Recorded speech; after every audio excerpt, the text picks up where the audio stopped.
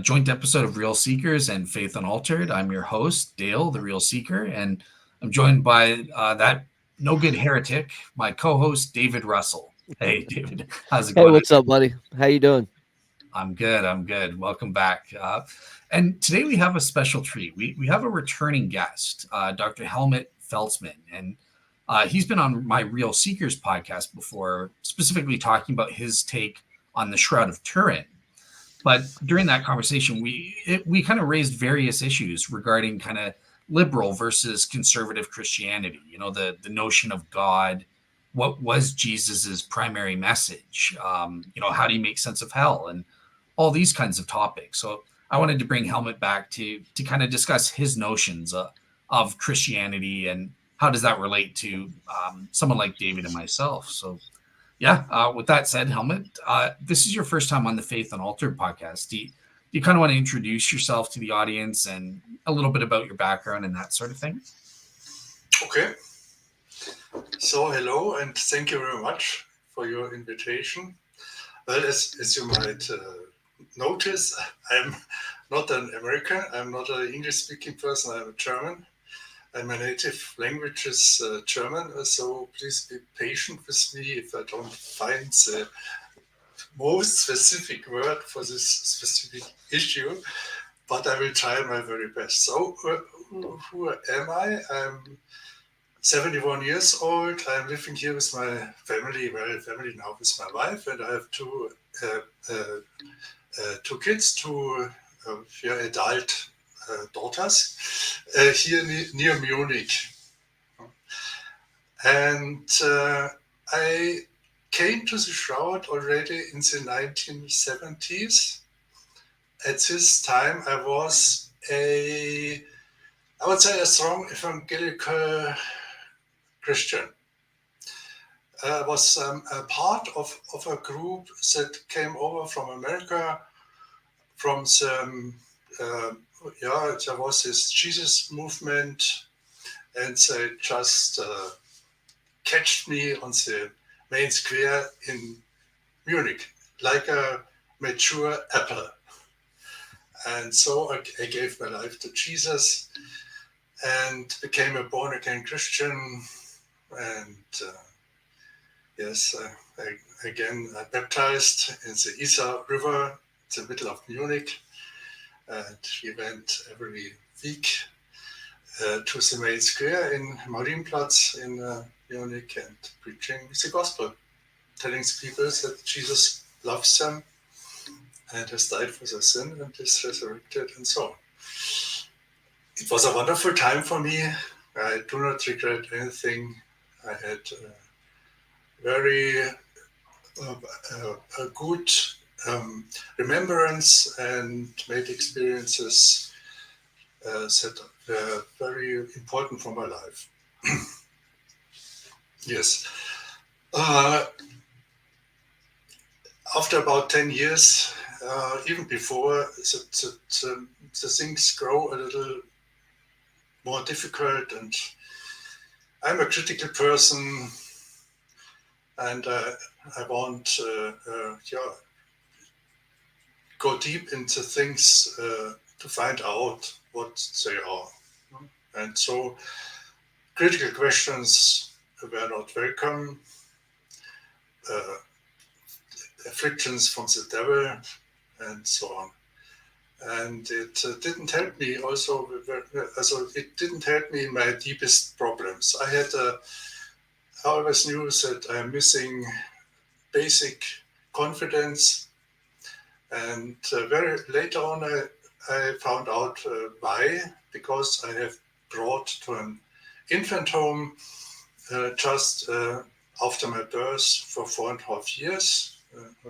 Catholic nuns, so no connection to the mother. And it was after the war, it was 1953, so my parents were struggling in a destroyed country, and that's it happened. So later, I was very successful in my life. I'm a business administrator, and I was a president of a software company in my area, a market leader in Europe even. It was a gigantic success. But I became severe body problems, stomach ulcer, bleeding twice in hospital because I fainted because of so much blood loss. It was during this evangelical time, it was prayed for me, but the Holy Spirit came, as hands were laid on people and fell down, and me included, but it didn't help. So I was looking for the things that truly help, and I attended a lot of self-awareness groups and spiritual groups, something like this, which were not really conservative Christian things. I had a lot of direct experiences with God, with Jesus, you can say, unbelievable things. So I am a mystic, I could say. And there was this phase of healing of this trauma. Healing of such deep trauma is always, the foundation for healing is always love. Yeah? And you need to experience a love on a very deep level. Yeah? The love must go deeper than the hurt. And as the hurt was very much on the beginning of my life, so the hurt was very, very deep. So I had to experience a very, very deep love. And this was at the time Jesus. I see myself still as a disciple of Jesus. But I'm not so sure whether I'm still a Christian. At least not in the meaning of this antique creed. I'm a very scientifically thinking person. I was an assistant professor at the University of Munich in the beginning 70s. Business administration, operations research. So facts. But on the other side, I experienced unbelievable spiritual things. So sometimes I think God is joking sometimes. Okay. He has a sense of humor.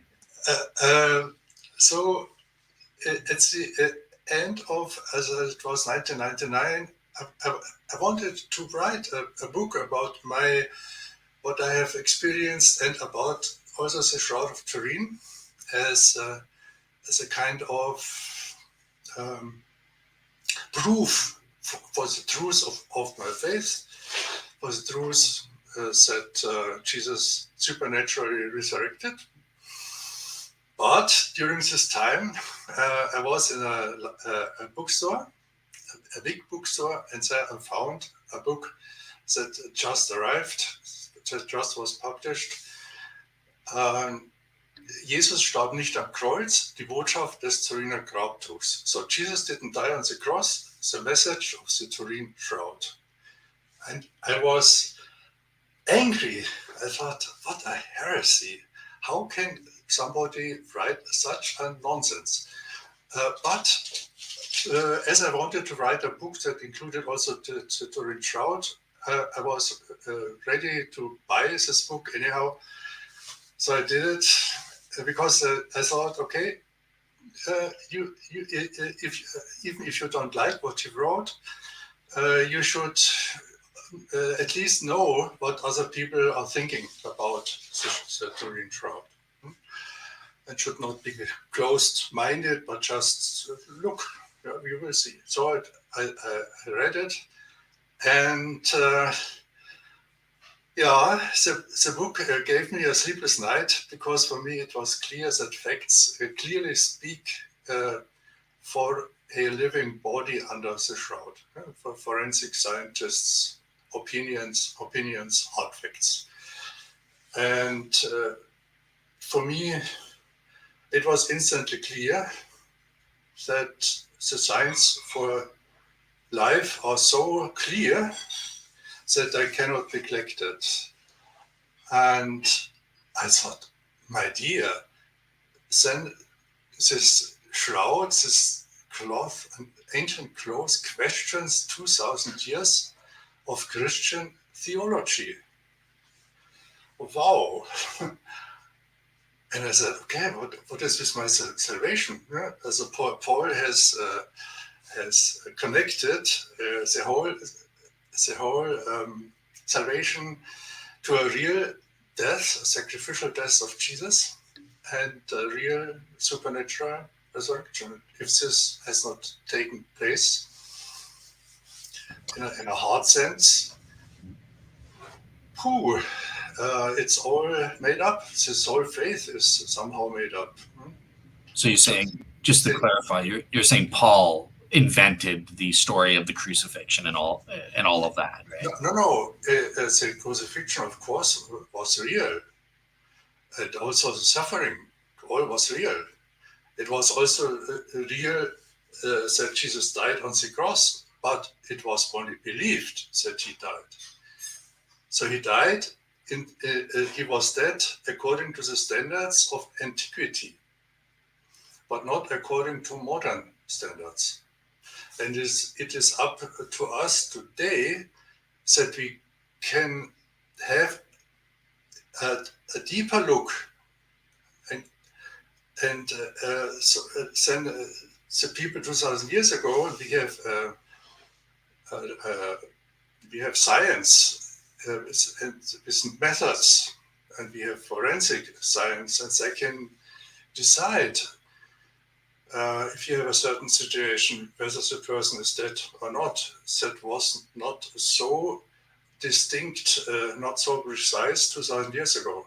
So I think that the apostles, they thought he was dead.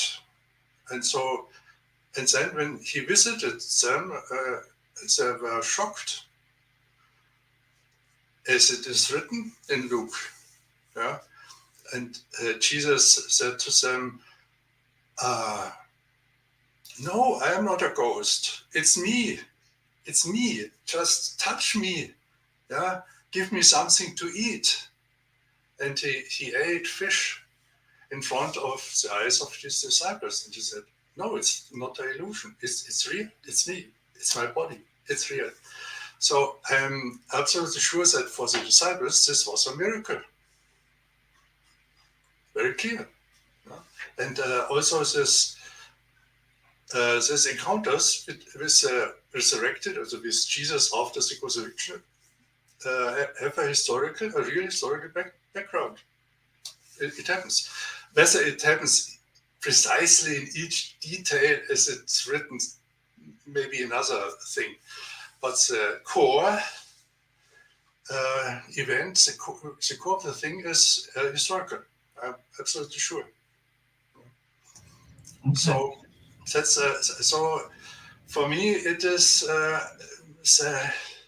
the image of God and the image of Jesus has changed over time. So well, I can say I'm a disciple of Jesus, but what does this mean? Yeah? Jesus for me is a symbol of love and of truth. And he must have had a deep spiritual development,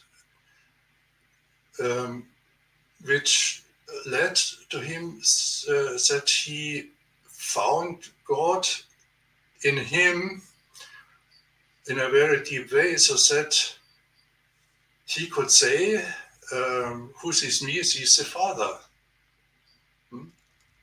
It is a matter of who we think we are. Yeah? Are we just a body? Are we just matter? Yeah? A scent, piece of scent? Or are we a spiritual being? And are we children of God in our body? Are we eternal or not?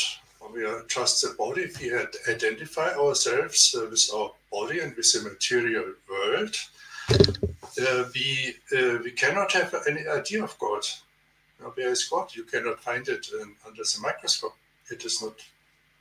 It cannot be seen. It's a material world. So, where you can find God is within yourself. That's what the mystic says. They say, okay, you will find God in us. So Christ, I think that's a very good word, but it's used a little bit and different in the Bible. Christ is not a separated entity in myself, so that I can say, he is me and he is Christ. So two persons in the body. Okay. No, Christ for me is my real self. Okay. Which is godly. Yeah? Which is godly. And to find Christ means to see yourself. So if you look for God, if you are searching for God, in reality, you are searching for yourself, for your true self, for your true spiritual self. Yeah. Okay. And it can happen. It can be that you don't know this, and you think that God is somewhere outside. Yes, that you have to find him somewhere outside, but you can't find him outside. Fair enough. Because God is not there. Yeah? God is within you. It's so you and within me and within everybody else. Yeah. Okay. But it is sometimes it is this is very much hidden. Okay, so I want to kind of come back on. I want to start with this notion of God. So I'm glad that you kind of ended off your introduction with that difference between traditional Christianity and your notion of God as it happens now. God. So for you, God is not a separate being that exists out there externally. It's kind of this within us, like you are God, you believe you're God. So no. in a way, all human beings. We must look very precisely. So I am not God the Father because I am not my own cause. I didn't create me. Funny, no. God created me. I think this concept of Christianity, of this God in three persons, is not so bad. God the Father is the Creator. God the Son, which we are.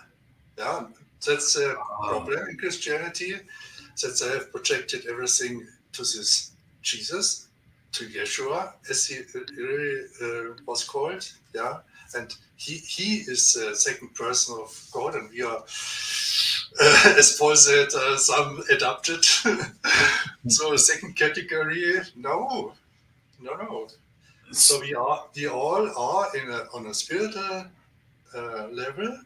We all are because the effect of God, but there is no place where the Father ends and the Son begins. So there is a unity. Okay. This does not mean that I am the creator of everything. No, I'm the Son of God. And you too, of course. Yeah, all human. Okay, so David, I'm going to bring you in at this point. So if you're still here, David. Yep. So hearing Helmut's view, just for we're going to look at the Christianity stuff afterwards, but just in terms of the concept of God to start off with, you've heard what Helmut's view is. What are your kind of thoughts on the notion of God that he has, and if you have any follow-up questions as well?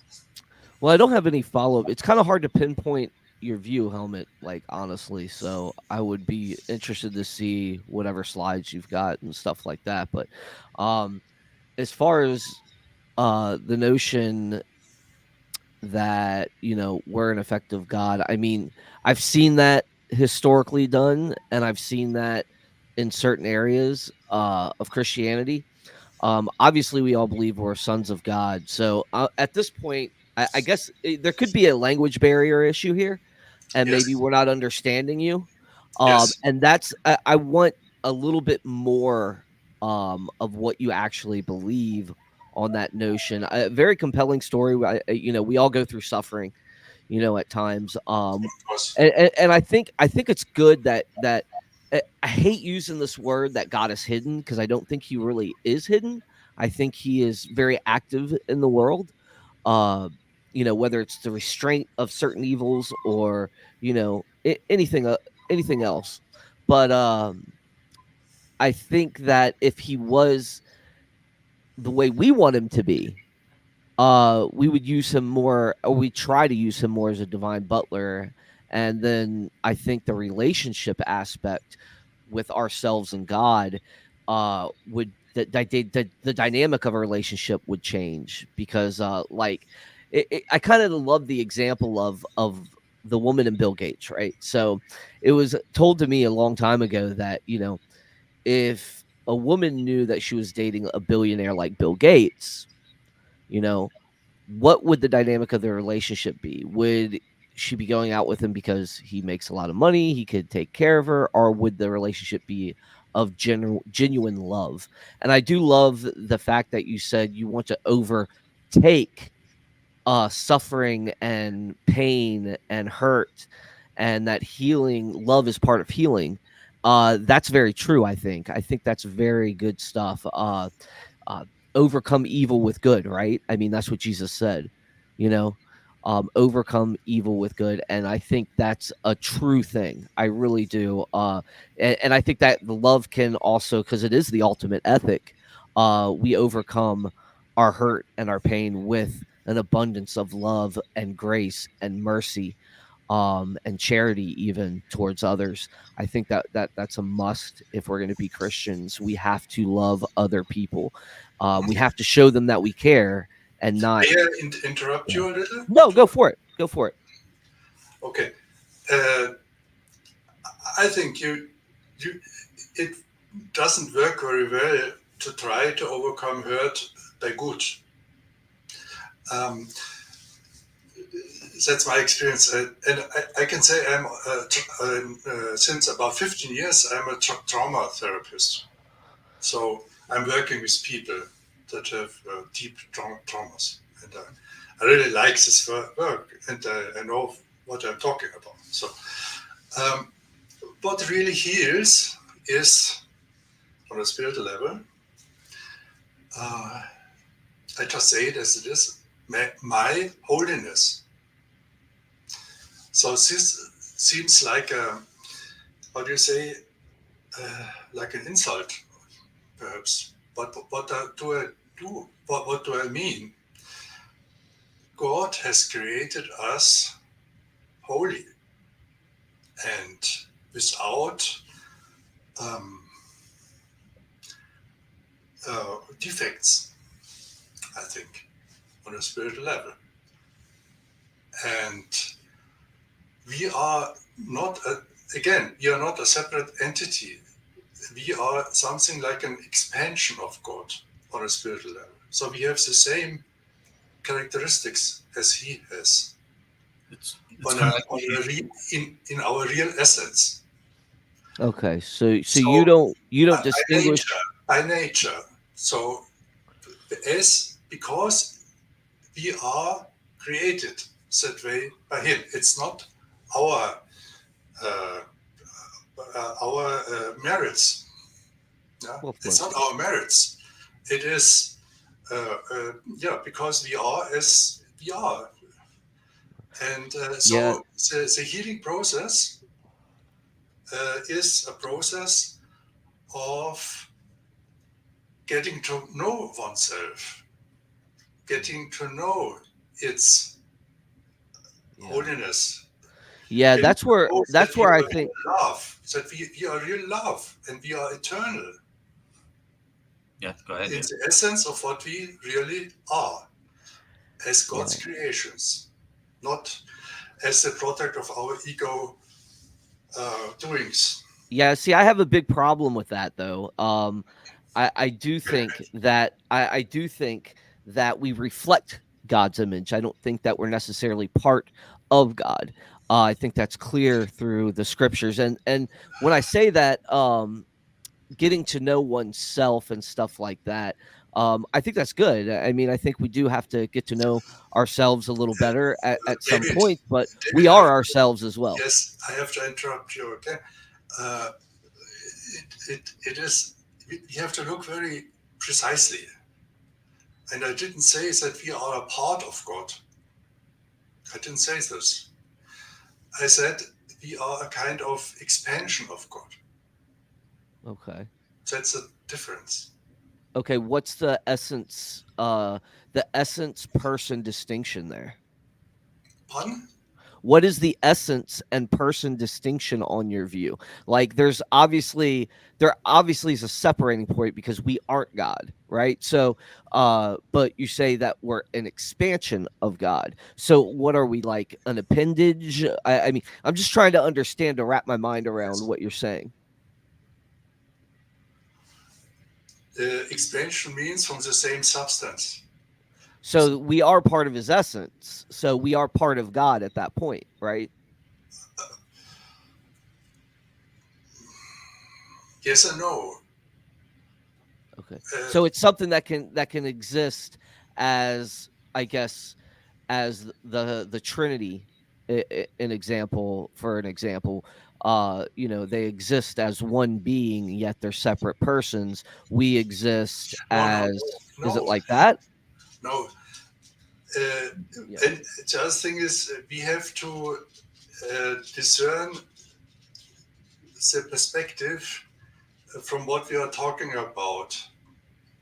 So there are two different perspectives. The one perspective is the eternal spiritual perspective, and we are on this level.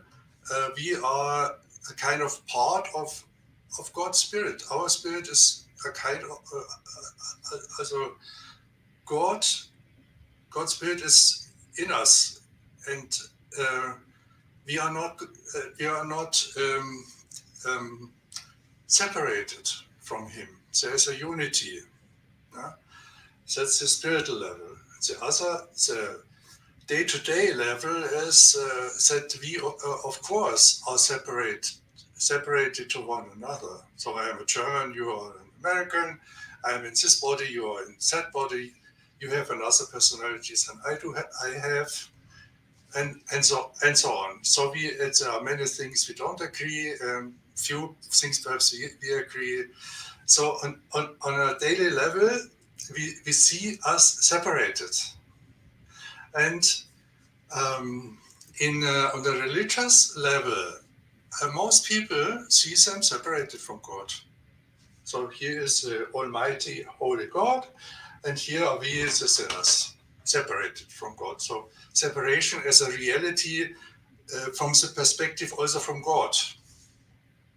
Yeah. So God sees us as separated. This is, I think, the view of traditional religion, of conservative religion. So this is sin because we are sinners. Yeah? Okay, so I have two questions I think that might help. So the first one, obviously, like under conservative Christianity, we separate God and us. Like on a spiritual level, we don't have the divine nature. We're not worthy of worship. And I think throughout the Old Testament, it's clear only He is worthy of worship. So I'm just kind of curious. Do you see that there's a distinction on a spiritual level in that only God is worthy of worship or ascribing that worth to, or are we? Can you worship our spirit because that's part of God? I think it depends on what attitude you speak of worship. Okay. Not attitude is not the right word. I just try to find it out. I just look it up. It's the right word. Yeah, attitude is not too bad.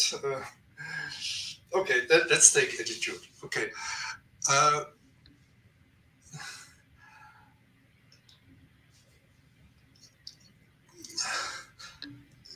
I think that we are somehow afraid, and our biggest fear is concerning our greatness.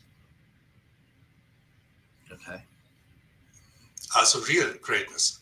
There is this real greatness, and the was sagt man? Just a moment. No problem.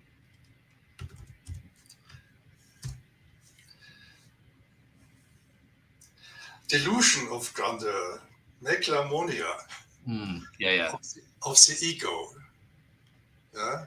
So Yeah. the ego who thinks to be God. Maybe Hitler was such a guy. Yeah. Or Putin today, but whatever. I don't know. Yeah. Delusion. Yeah, I get what you're saying. You know what I mean? The Yeah. American. You think higher of yourself. Let's not talk about political issues. So, on this perspective, that you say, okay, we should be humble before God. Yes, that's because we don't deserve to be great. I think this is not what Jesus wanted. He said, don't put your light under the, damn is the word, bushel. Hide one's light under a bushel. Yeah, okay. Oh. So Jesus said, don't hide your light under the bushel. The bush, yeah, the bush. So you know what I mean. So yeah.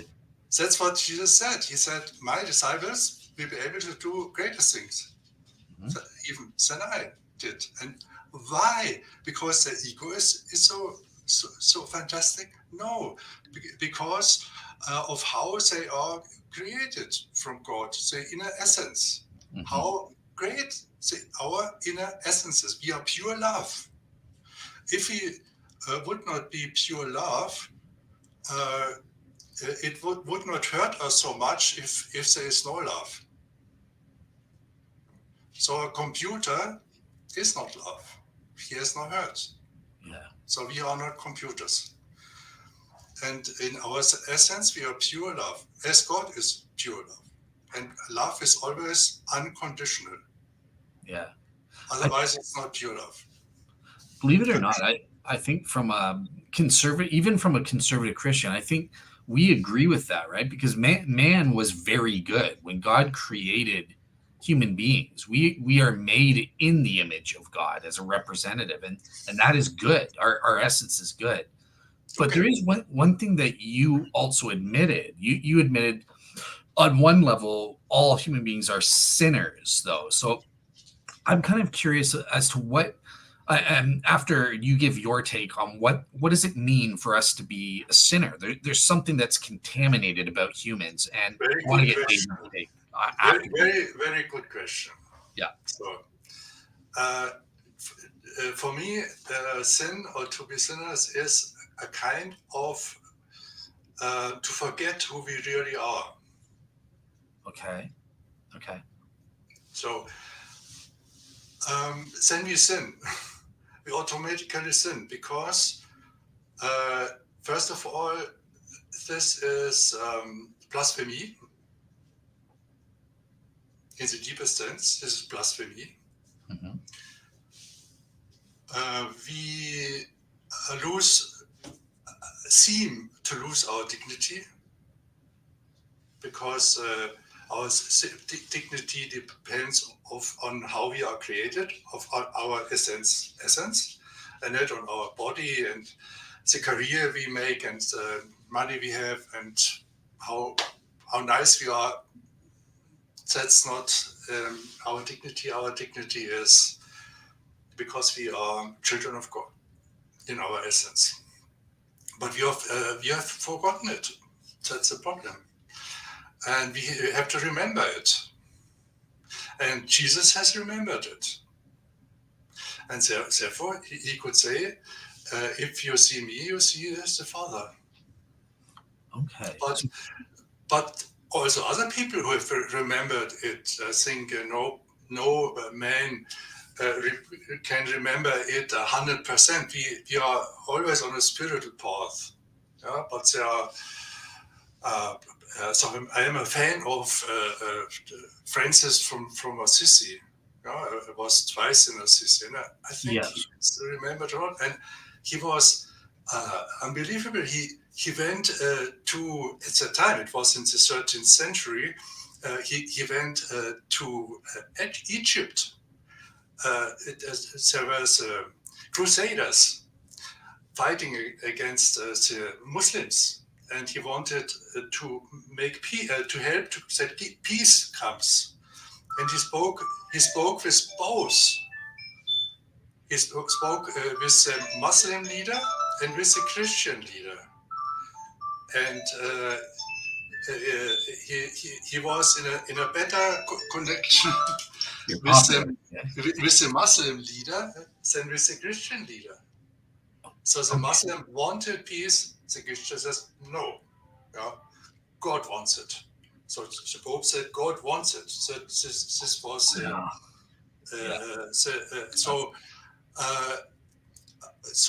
or for instance, Nelson Mandela. Yeah, he was in prison for many years, yeah, and he was still a loving person, forgiving person. So he knew his essence. Okay, so that's very interesting then. So for you, the sin, it's not even necessarily about sinful actions. Those are maybe just an outgrowth. But the real sin, the root of sin, is for ignorance of yourself as being on a spiritual level God in some sense, being a part of God. Mm-hmm. Now, David, I'm kind of interested in your take on what sin is, that root of sin. What you heard what Helmut says. What do you think about that, and what's your take on that? Do you think there's truth to it? I think he's got part of it as far as classical Christianity. There's a smidge of what the ancients believe there about. It kind of sounds like he's saying there's a loss of form there, but as far as how that's done, I think there's real problems with it on a theological level. I don't think it. So far from what I'm hearing, I don't think we can maintain any consistency with what the Bible says, and some things that are running into Mr. Felzmann's view here, such as overcoming evil with good and stuff like that. I mean, evil is a privation of the good, right? And I'm sure that's where we kind of agree a little bit on. But as far as how it's affected us and how far it's affected us, and that we just have to realize who we are, that's not the way that we can overcome that. It is by the blood of Christ and the power of the gospel, which is of first importance. The death, burial, and resurrection of Jesus Christ, which is of first importance. And that, I think, is what is the cure-all for sin. And sin on that aspect is definitely something that can make us a whisper of smoke, and make us lose our form to the degree that we are so formless that we are wailing and gnashing our teeth for all eternity. Okay. Because it's an effect that can take place and be continuous throughout eternity. So okay, so one thing I want to ask you, Helmut, about, because we can kind of start to transition to the differences as to how we view what Christianity is. What was Jesus about?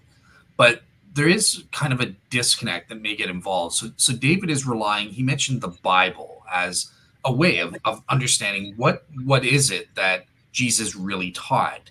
Whereas on your end, there may be some disagreement there. So I'm kind of curious, what value do you place on the Bible as a means for knowing what Jesus said, what he did, what Christianity is about? And if you don't use the Bible, what do you use to kind of determine what the truth is on that front? Well, the Bible is written by men, by spiritual men, and they have written their spiritual or their experiences with God, you could say, and it's a kind of awareness of people, but it's not a revelation of God. So God doesn't write books. So it's the awareness of people of that time with their education and with their view of God they had at this time.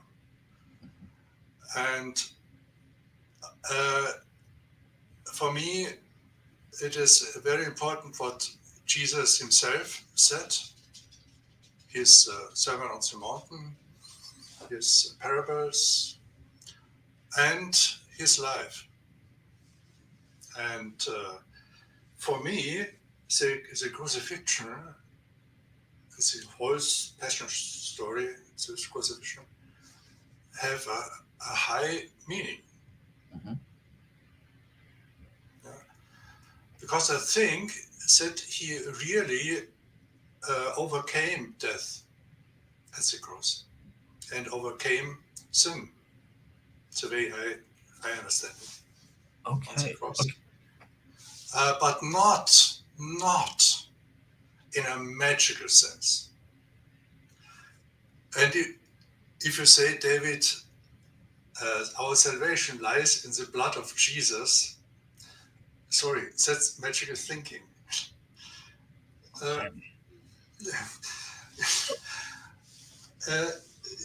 No. I don't know if it's magical, but it's I think my it's view atoning. about this. It's Yeah. magical thinking. What is magical thinking in my perspective? You give power to yourself on something, out of something that is external. That's magical thinking.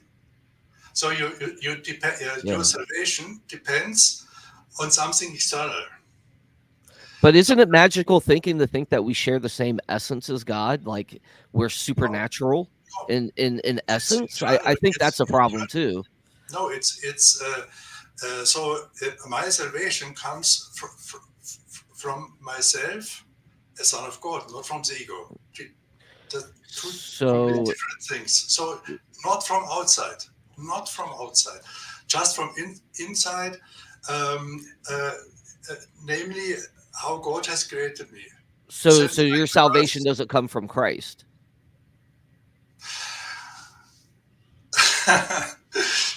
We have to look very carefully. What is Christ? Yeah. So as I said, Christ for me, this word Christ. What does it mean? Okay. I'm sure we two have different meanings. So I think yes, Christ for me is a symbol for my godly essence and for your godly essence. As I have said, my healing, I like more the word healing than the word salvation. My healing comes from Christ, but in the sense that it is my holiness, but it's not my ego holiness, but it is the essence as what God has created us. Okay, what is ego to you? The ego is a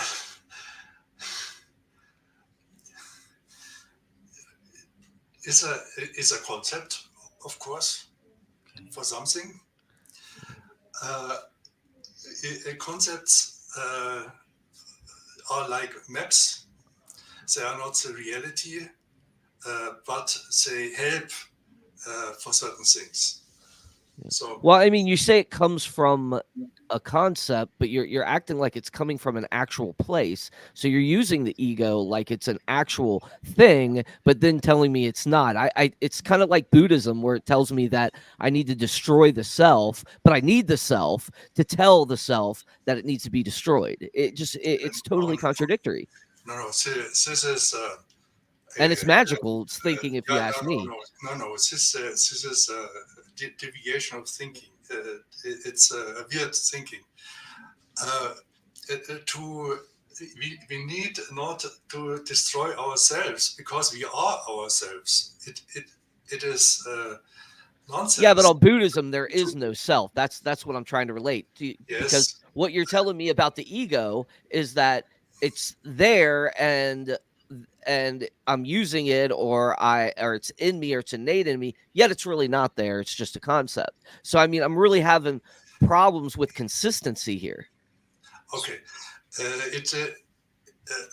have to explain it a little better. I hope It's okay. I understand. it's There is a it's language all barrier here as well. difficult. Yeah, we are not talking about trees or rivers, but about something which is not so easy to see. Yeah. Mhm. So the ego is something that in reality does not exist, of course. The ego exists through our faith in the ego. And you can say the ego is a kind of faith in separation. So, to overcome the ego is to overcome the faith in separation. So here it's me and there's God, here am I with my interests and my strengths and my career and my money, and here are you as an American. You have Trump and all kinds of funny things in my eyes, our eyes, European eyes. And so this is as a personality, you could say, is this this faith in a separate identity, in a separate personality, which is important. So I'm not, as a healthy ego is good, but you need to be aware of it. So what does this mean? You need to be aware of it. An example,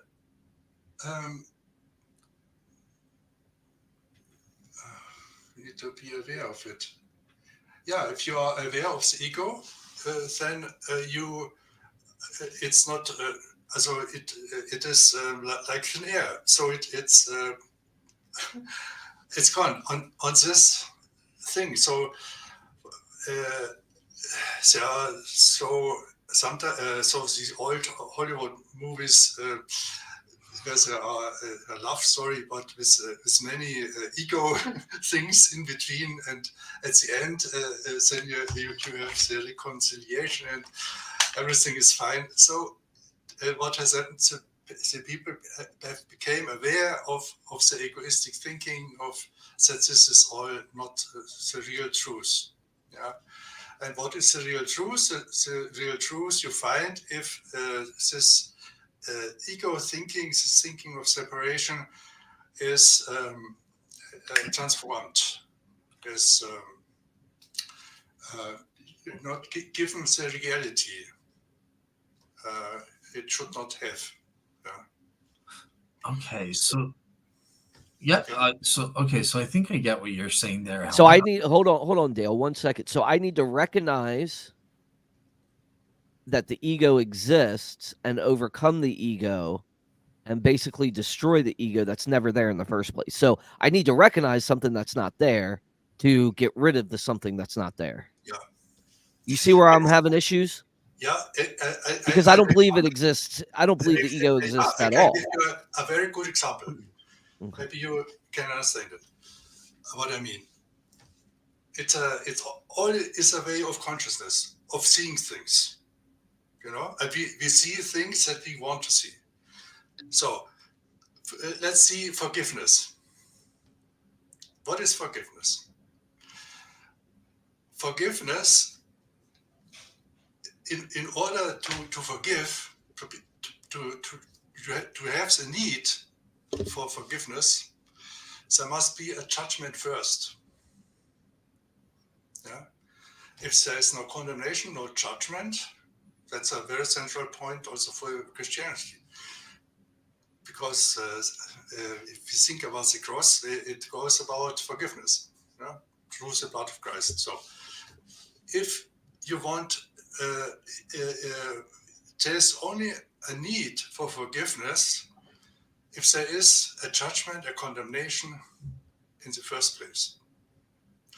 And believe me, I have a big story, big experiences with the issue of forgiveness.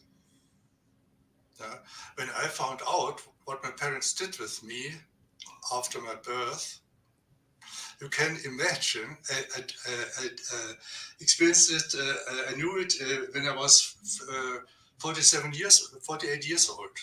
So tell me, but it was in the seminar. It is stored in the body. Such a trauma is stored in the body, in each cell. So, and I experienced myself in this infant home again with 48 in year when I was 48. And I went at home to my parents and asked them what has happened. And they told me. And then I know, and I could explain my life. So, and my mother, she said, I couldn't make it differently, and why do you have a problem with it, and so on. So she was not so that she said, oh, if I would have known this, oh, I'm so sorry. No. I had no other choice, and little children get the harm of it. So I bought how to say, a sack with sand for boxers in my cellar, and I pushed against this how do you say it? Boxsack in German, against it for months, and it symbolized my mother. Yeah? How can you do this? You have no heart, you have no love, you have nothing. Yeah, and you didn't even tell me, and so on and so on. So we were able to reconcile for reconciliation shortly before she died. And what made this possible, and this is a miracle, was that I understood it. I understood her. She told me her life. It would be a long story, but I have. It was clear to me I have no reason for judgment. Yeah. Okay. And then that was it. Yeah. Yep. So here's where I'm having a total issue, and this is kind of bringing it back to where we started this conversation, because I think we got off on some other trails here, and I want to kind of like bring it back, because I think it's important to examine the view in itself, because we started off about the Bible here, and you said that it was made by man, but it's not a revelation of God. But then you went and you said that we need to learn the revelations of Jesus. And if Jesus is God, then we have to understand that the Bible is a revelation of God, because the Sermon on the Mount is a revelation of God. And that's where I'm having a whole process, because the God that I know and serve, he can reveal himself in a book. He can. He wouldn't be much of a God if he couldn't reveal himself in a book. If he couldn't use the men that are part of his essence, in some way, to reveal those truths to us. Because in that sense, even though it's written by man, and they're still an essence of God, then that still would count as a revelation of God. So there's an inconsistency there, I see. And then it is like I said, you are using the ego as the Buddhists use the self. Okay. In a different way. And it just sounds like you want your cake and eat it too. Right. And I don't think that is. I do think there's the either or. I think if you step out in front of a bus and it's coming towards you, it's either you or the bus. It's not you and the bus. So you're going to get hit by the bus. Okay. Because I do think God does give us boundaries in reality, and he gives us a reality in which we exist. And you said something about your story, and I don't want to minimize your story because I think it's very important. And I think that you're a human being that went through this trial when it came to your mother, but your idea of reconciliation being a miracle, in the way that you see it, I think is very nuanced, because that's magical thinking in a way. Miracles are magical thinking. And the first miracle would have to have taken place, and that's the miracle of existence in itself, which would have been created by God at some point.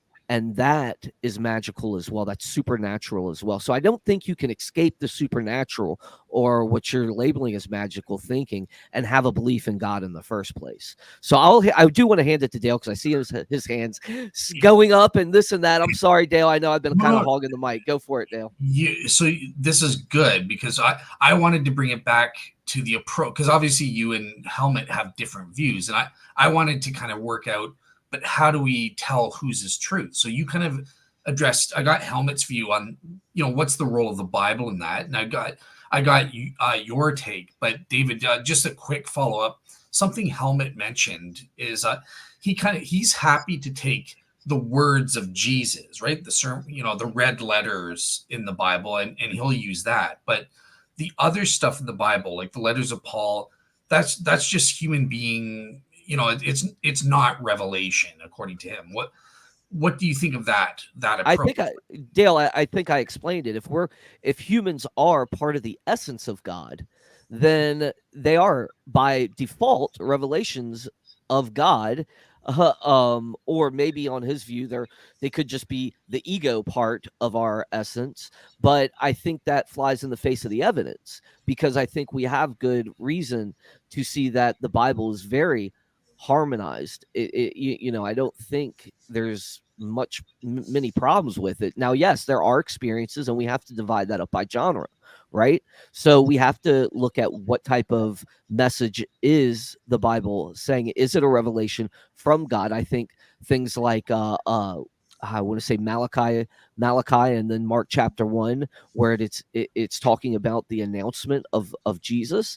I think we look at those and we're like, wow, this guy lived hundreds of years ago, and Mark is describing exactly what's going on. These are events in history that are going on, and this guy prophesied over 400 years that this would happen.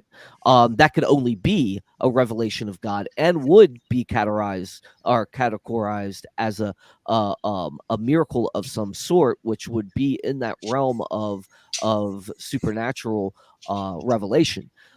So I think that we have to recognize that as well. And also, I don't think you can have your cake and eat it too on that side. Either the Bible is a revelation of God or it's not, because contained therein is the Old and the New Testament, which do harmonize to a degree that predicts the coming of Christ. And that's just my take on that. And I think I explained it well, that God wouldn't be much of a God if he couldn't reveal himself in a book. Okay. All right, cool. So I have one last quick follow-up for Helmut then on this, and then I'll let you guys go back and forth for a little bit if you want on this issue, trying to figure out, well, whose interpretation is correct. But Helmut, the one thing, I know that you privilege experiences as a good source of gaining your knowledge for what you believe, and you reject the books because these are based on the ignorance, right? It's that ignorance that's writing that out. They're writing it as they understand it, but they're not getting it correctly. Now, one thing with experiences, what I want to ask you is, but our experiences and our understanding of our experiences are corrupted and fallible as well. We misunderstand that. So why should we privilege your experiences over the Bible if everything is contaminated by sin to some extent or something? of course, it's like a science developing from error to error, but it's developing. Yeah. Anesthesis is good as long as it's not refuted. Yeah. Okay. The same it is also with our spiritual development, I think. Yeah. When I think what have I believed 30 years ago, 20 years, 10 years ago, even 1 month ago. Yeah. And Paul also wrote, when I was a child, I was a child. Yeah. And thought like a child. Yeah. And now I'm thinking differently. And I think that's the development of life, and it depends very much whether you want to have ears to hear and eyes to see, as Jesus said. If you have ears to hear and eyes to see and hear, yeah, and then God gives us, in this case, I say God, yeah, God gives us more light and more light to see reality, yeah. So yes, I had about 5, 6, 7 very exceptional experiences with God in my life. And I'm very humble and thankful, because it's always a grace. You can make it. You can make it. Yeah. But you can be open for it. Yeah. But even if you're open for it, it doesn't happen automatically. So God is not the object you can use for some things. Okay. But even if I remember these experiences, my view on these experiences is today a little different than it was when I had experienced it. It was in the 70s and in the 90s. Gotcha. Okay, so I think what there are two main when I spoke to you last time, there were two main topics where we have differences that you wanted to speak about. So obviously, one is about, did Jesus actually die for our sins on the cross and that sort of thing. The other was the morality of hell. So I want to start with the morality of, judgment and hell, like, heaven versus hell. Let's start with that as a moral thing. So do you want to just take a few minutes to kind of describe why do you think heaven and hell and God, a righteous judge judging good versus bad, like, why do you find that to be immoral as a doctrine? Well, I don't think that God judges. Okay. Because if God is real love, what I believe, real love does not judge. Gotcha. Therefore, God has no need to forgive. And this, the whole story is useless, as is not important. It's a story of forgiveness. God has not a problem with us. He has given us this freedom to lead a life without Him. This means without ourselves. Yeah, it's always unity. Yeah, so if we want to lead a life without ourselves, also that we are love and holy and all such things that really makes us, we can do it, and we will make our life in that way be based on separation, on sin, on evil, and so on. And I think that does God have emotions?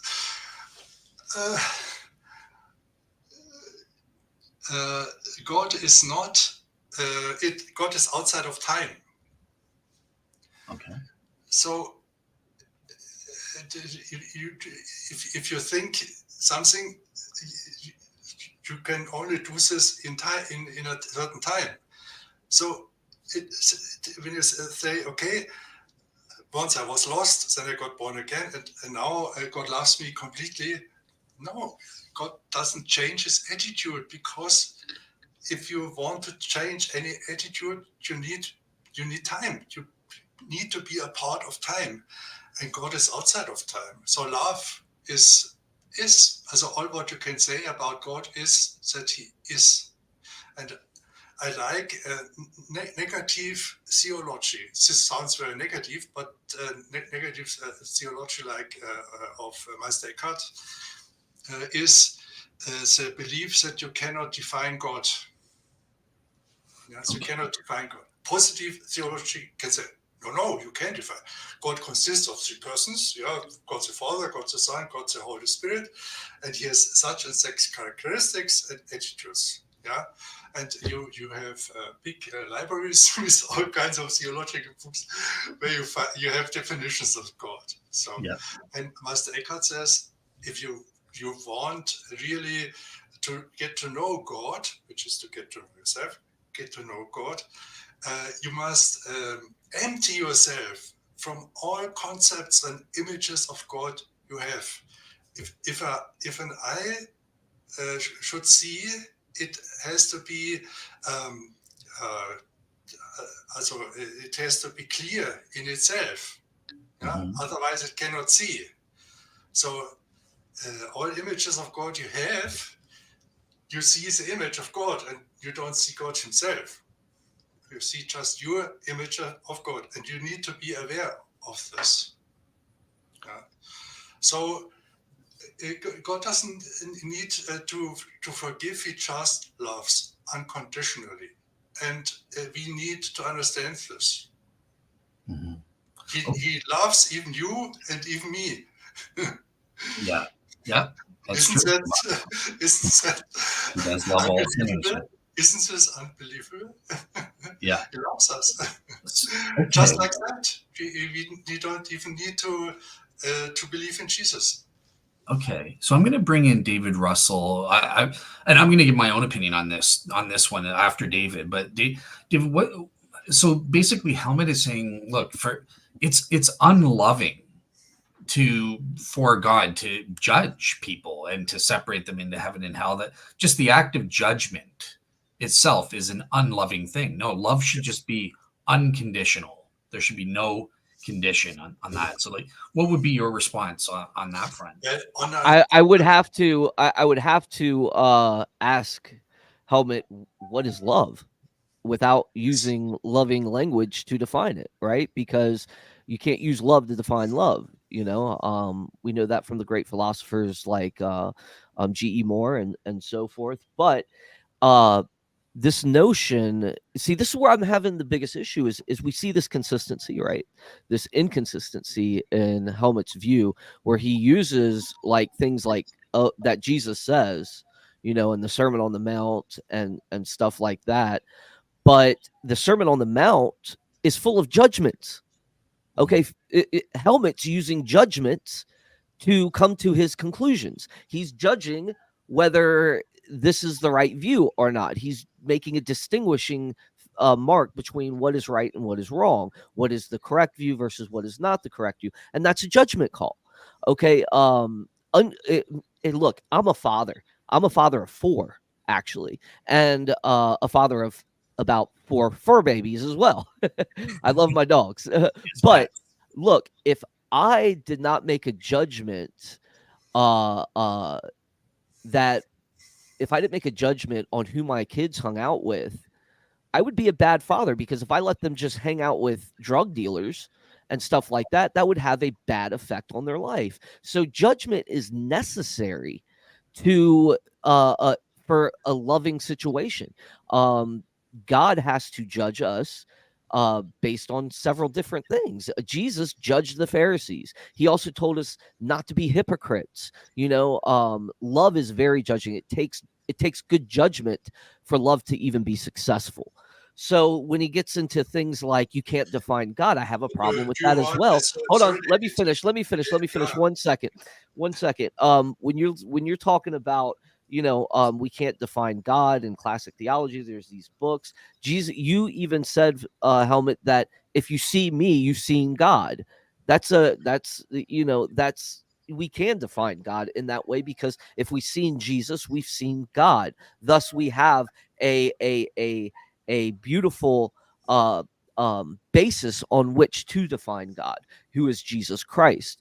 And I think that you, you use that verse, and that's where I'm seeing the inconsistency, is that you're using things like this, and it comes down to me is I can't ignore the Eastern thought that and philosophies that are going into your view, and I just think they fall short, in my opinion.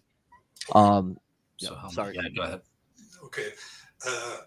Okay, David, I'm very, very sorry, but I have to make a judgment now. How unloving. I think that you are very much mind-oriented thinking. So for you, it's very important to have no contradictions. To have definitions and a system without contradictions and so on. And you want to grasp things with the mind. So you ask me, what is love for you? Yeah? So to me, it's like, tell me your concept about love, what my mind can understand. And I'm sorry, that's not possible. We can understand what love is and what the real truth is only with our heart and not with our mind.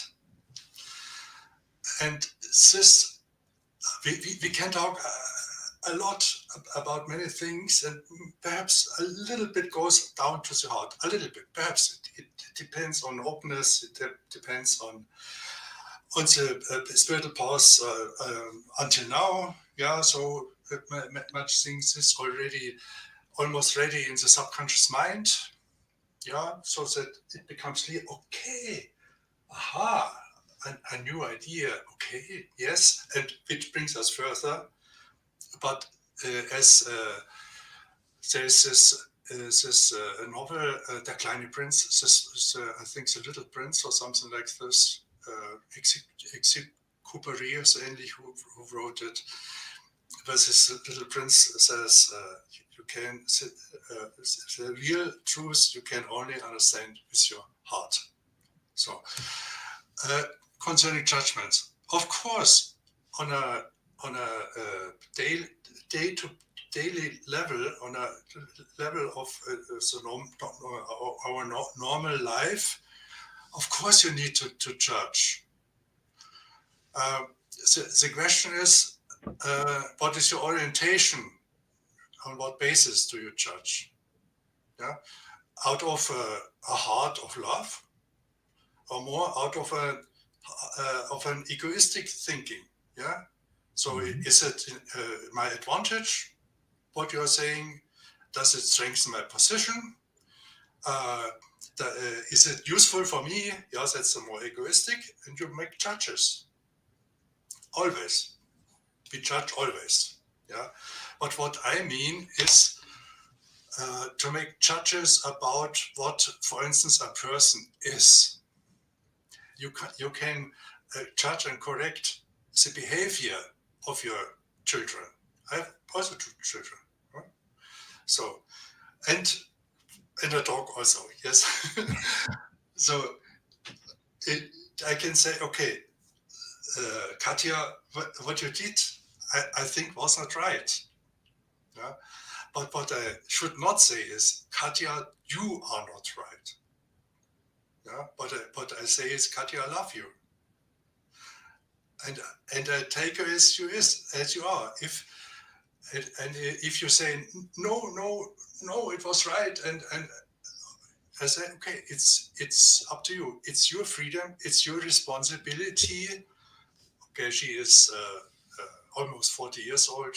Yes, she's an adult. Yeah, but so as parents, we are like lighthouses. Yeah, like a lighthouse.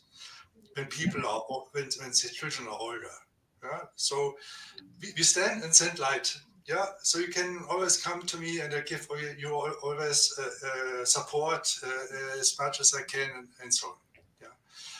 So it what the Bible says is that God judges us existentially. And if you are talking about heaven and hell, we can we can of course talk about what is this, what is hell, what is heaven. I personally think that heaven and hell is more a kind of state of consciousness. Yeah. So, and people who living as sinners, sin means to miss a target. Yeah, that's the Greek word for sin. So you have a thing, and you miss the target, so you sin. If you do this, you live beneath, also you live not yourself, yeah, but an illusion of yourself, and you what you think is real. And so the Holy Spirit cannot show you anything, because the Holy Spirit is not compulsory. He respects our freedom. Yeah? We have a very deep freedom.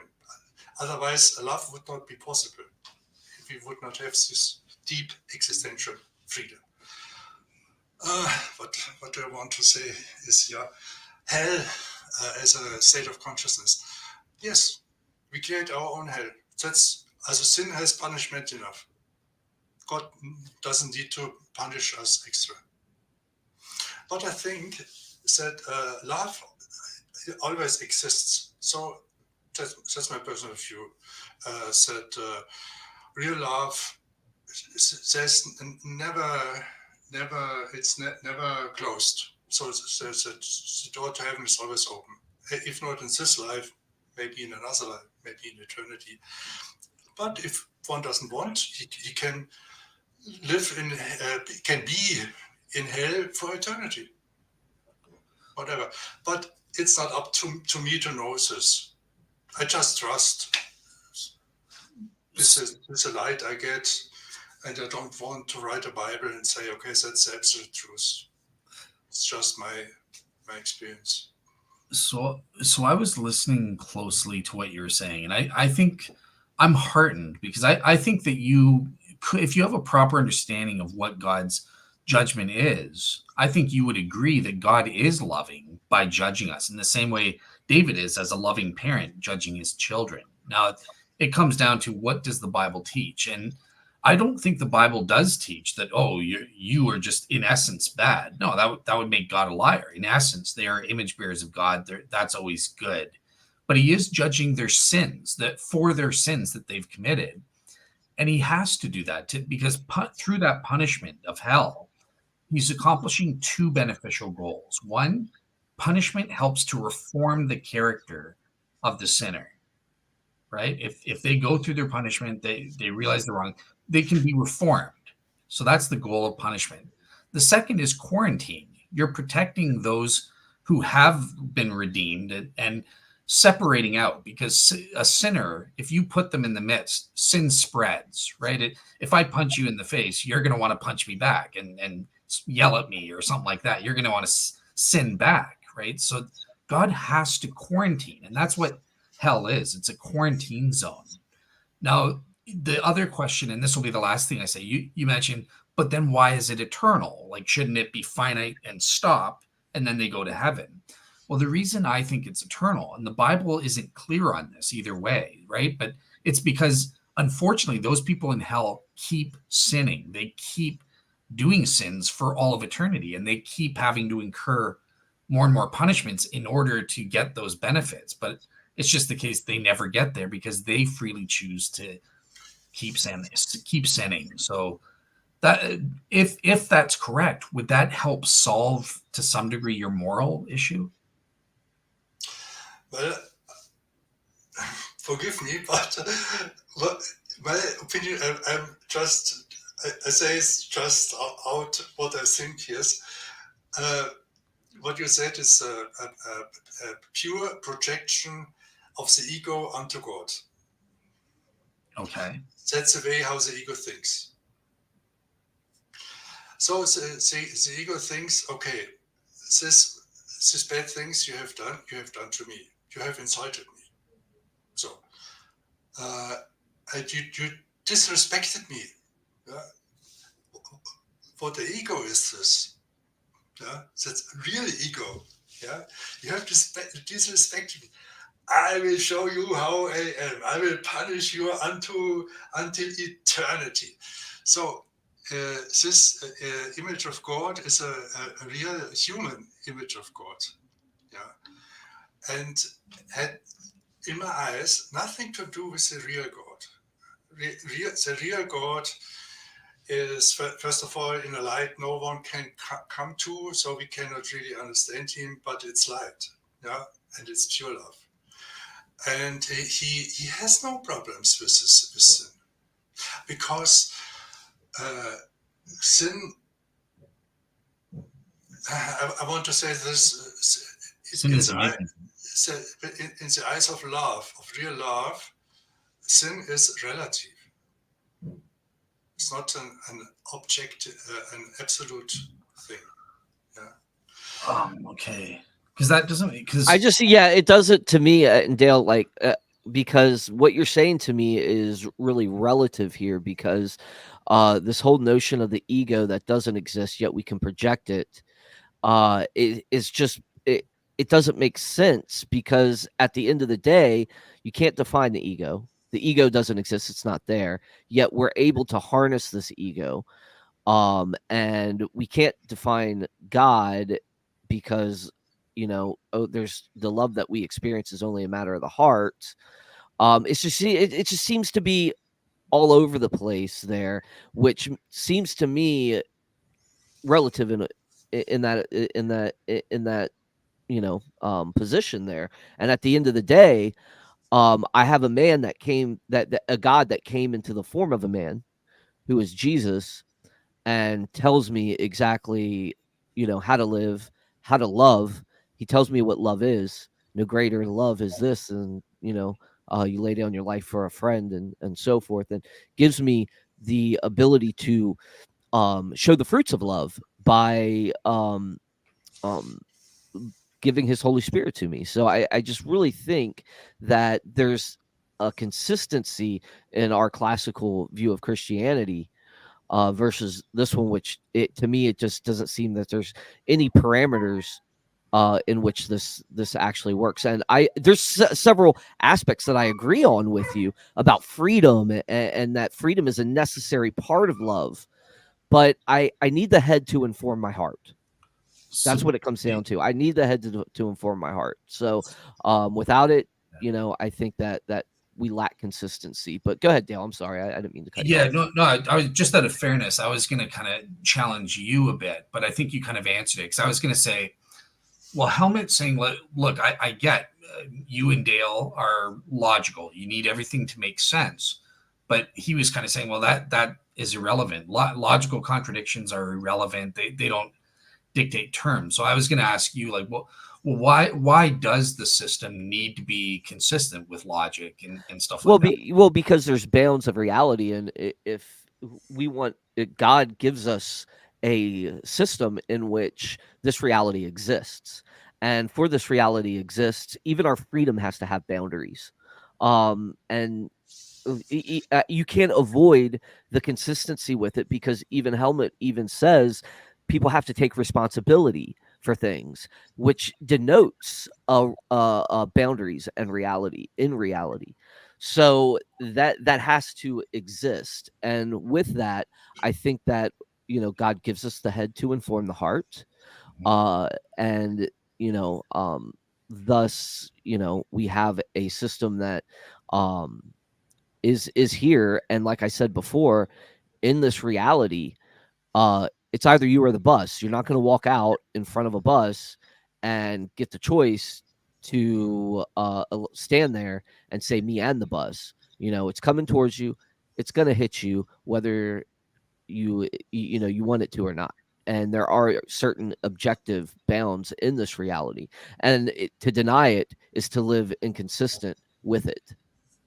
Okay, gotcha. And I see Helmut, I'll let you get the last word on that. After you get that, I do want to transition to that issue of Jesus' crucifixion and shroud and stuff. So yeah, go ahead and respond to what David said, and then we'll transition. Well, I understand, David, that what I say must confuse you. Yeah. But our mind, which has much to do with our ego, never can understand God and love. Yeah.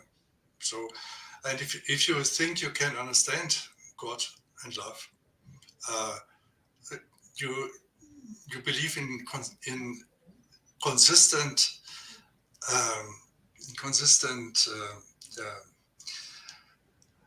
concepts. Yes. Mhm. And I'm sorry that I cannot. How should I say? Relate. Understanding is whether we understand something or not is always depending of our condition of consciousness.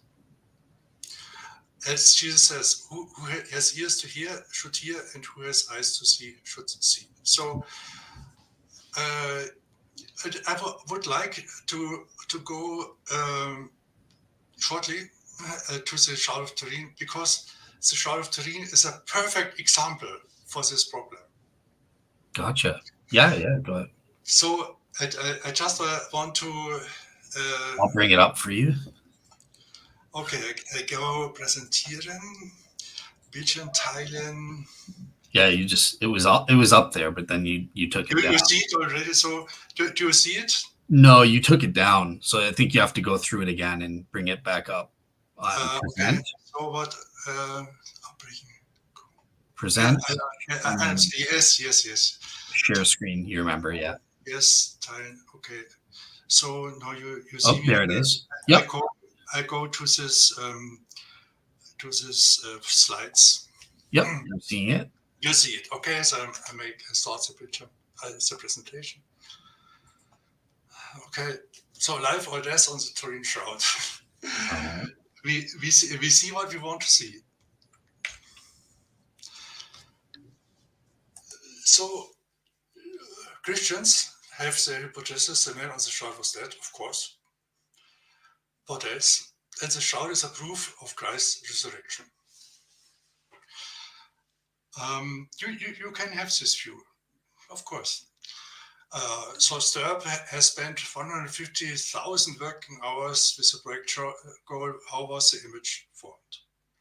And what was the result? We don't know. It is a real image of a scorched crucified person, but how the image was formed, we don't really know, even not after 150,000 working hours. So there are some very specific peculiars of this image. So one of these peculiars, I think you both know it, is the 3D effect. So I think most of the Shroud researchers agree that some energy must have come out from the body. Otherwise, the high resolution cannot be explained. But we have the problem on the basis of a scientific, naturalistic worldview, no energy can come out of a corpse. I think that's clear science. So now the argumentation is, as we don't find any natural solution for the image, we should be open for a supernatural explanation.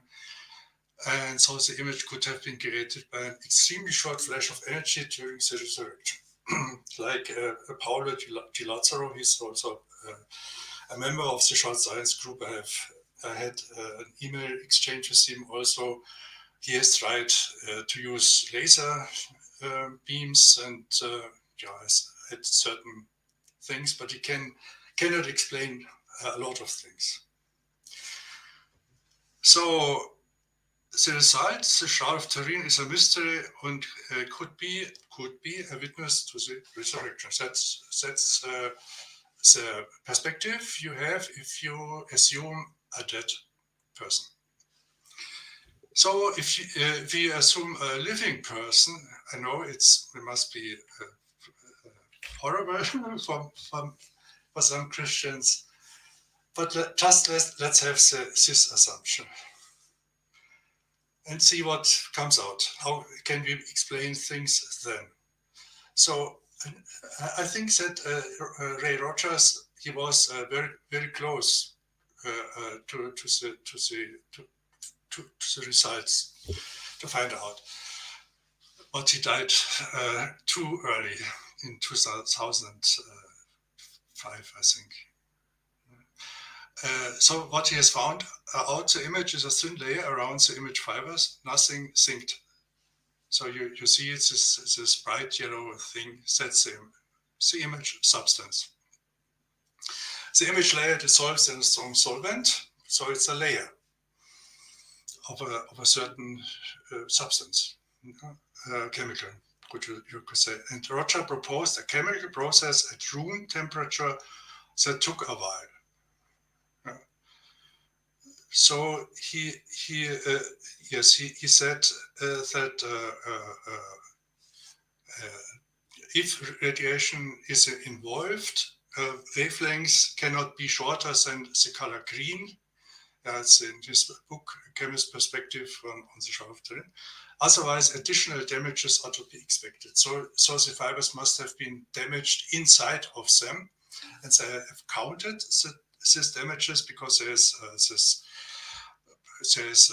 radiation in the air always a little bit, and so this brings also damage to the fibers. But the fibers of the image fibers had not more defects than the other fibers, so he concluded that the image cannot be caused by too energetic waves because then the fibers in them must have been also damaged. So what he proposed is a chemical process at room temperature, a Maillard reaction, amines from the dead body, he believed in a dead person, plus starch, saccharides on the cloth. The question is, can a chemical process alone cause the high resolution of the image? So he spoke of gas concentration differences. So the farther away from the body, the less concentration of the gases, and therefore the less image substance has been formed. And I asked him shortly before his death, he was also a part of this email group, do you really think that gas differences alone can cause such a high resolution of the image? Because the space between the body and the cloth is not very much, and so the gas concentrations must have been very similar along the way, so we would only expect a big stain, but not an image. And he agreed, yes, you are right, it's not possible that way, there must be something else.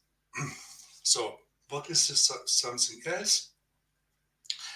The suggestion control of the process by body heat could explain the high resolution of the image. It was first Rodney Hoare who suggested this in his book already in 1984, A Piece of Cloth.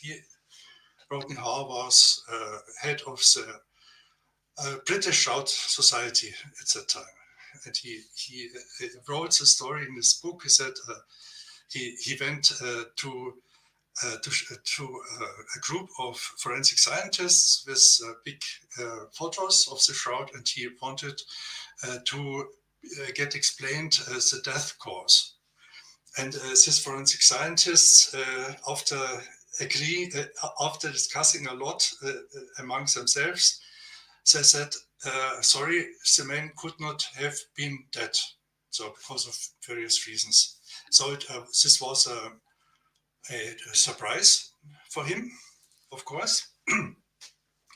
And so he writes also in this book this mechanism that the warm body projects a kind of heat image on the shroud. I have made experiences by myself. I took a rubber glove filled with hot water, and I laid a piece of cloth on this rubber glove and made instantly a photo with a thermosensitive camera. That's the middle image, and so it looks very much like the image of the hands with the fingers on the shroud. So, okay, if you have a living person, maybe you are closer to an explanation for how the image was formed.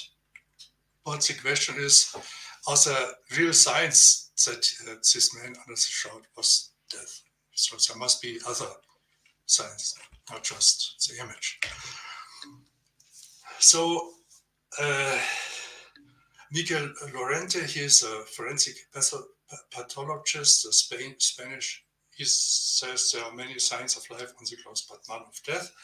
And there is also in the internet a paper from him where he explained issue by issue why he came to this conclusion. Let's take one thing, rigor. So on the left side, you see the proper position on the cross in the state of unconsciousness or death. So the body must have turned to one side, yes. And so I think most Shroud researchers agree also that rigor must have evolved almost completely before the body was brought to the tomb. On the right side, we see a plastic of this Man of the Shroud. It was an exhibition, and but I think it's wrong. So the figure in the middle explains it better. He was stretched out because when we look on the shroud itself, you see you can see the legs almost completely. You see it in the image on the low part of the slide. So that means that the legs must be stretched out, and otherwise there would be a too great distance between the knees, for instance, and the lower part of the cloth. And we see images only up to 5 centimeter distance from the cloth. So the image on the shroud does not reflect the frozen position on the cross. And the other thing is that the body, the head was not just hanging in the air, but it was on a pillow, on a soft pillow, because otherwise we would not see so much of the back of the head. So now we come to the blood stains. On the left side, we see the blood streams on the arm. We see 3 blood streams, 1, 2, and 3. 1 and 2 have been formed on the cross. So Zuckerby has made experiment on this, and he confirmed it. So the degree, the angle is matches, and is the position on the cross. And blood stain 3 was formed, that is guessed in the tomb. So 1 and 2 on the cross. There is the idea that so there must be 2 positions. different angles. And so the idea that the person, as long as he was conscious, had two positions on the cross in order to get air. And therefore, these two bloodstains is not correct. Zuckerby made experiments.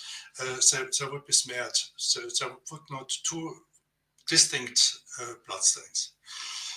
So there must be one time when the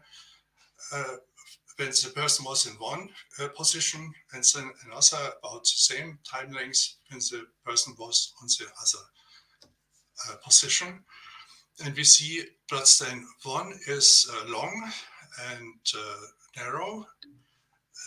So that means that the person probably did not move very much or not. And bloodstain 2 is broad, yes, and irregular, so there must have been movement. So, okay, so we can say, yes, the one was when he was conscious, Blutbahn 2, and the other was when he was in this, so went to the side and was in the other position. But when he was dead, bloodstain 1 cannot evolve because a corpse would not bleed any longer, especially not on this position, because the hand was on the highest position of the cross. So it is simply not possible to have two bloodstains when he was dead. So this is a big suggestion that he was just conscious when he was on the cross and not dead. So the next is the blood on the back from the spear wound.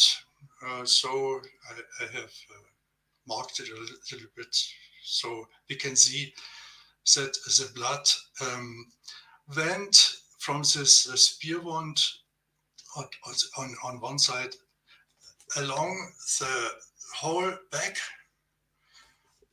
by capillary effect to the other side. So this means that the body must have bleeded considerably for a considerable amount of time. This process must have taken time. This capillary effect needs time. And the next are the bloodstains on the nail wounds of the feet. There was so the blood went down the sole of the feet and soaked through 3 layers of clothes. So which is not very likely if there was no heart pressure, blood pressure. So Professor Bonti, he was head of the forensic department of the University of Düsseldorf and also president of the World Association of Forensic Pathologists. He got images, large enlargements of the shroud, and the person who sent him these images didn't say at first that it was from the shroud, and he just asked him whether he thinks that the person was dead or not. And later, he in a second round, Karl Herbst told him that it was from the shroud, and he gave him also a paper from Professor Bologna, who Italian forensic pathologist, who said you can explain this even if it's a corpse. So, but he stayed at his opinion and says, in my opinion, everything indicates that the circulatory effect had not yet ceased, and I cannot imagine that large quantities of blood could have occurred in this bedding because there are no smears no smears on the shroud. So the body was not transported in the cloth. This could have made the body bleeding by pressures, but that's not the case. At first, the cloth was put on the floor, and one half, and then the body was laid on it, and then the other part was laid over the body. And in this case, it is not explainable that the body was dead. So one piece of cloth, many possible interpretations. It made, for me, so I wrote 2 books. Yeah, no Death for Jesus, with all the images and in-depth going explanations, and also a novel, yeah, about the memoirs of Judas Iscariot. So for me, it was clear that he was believed dead, but that he was not dead by the standards of the 21st centuries. So how can I? Looks like you've stopped sharing already. So Stop sharing. Yes. You're back. That would be the easiest for me. Okay.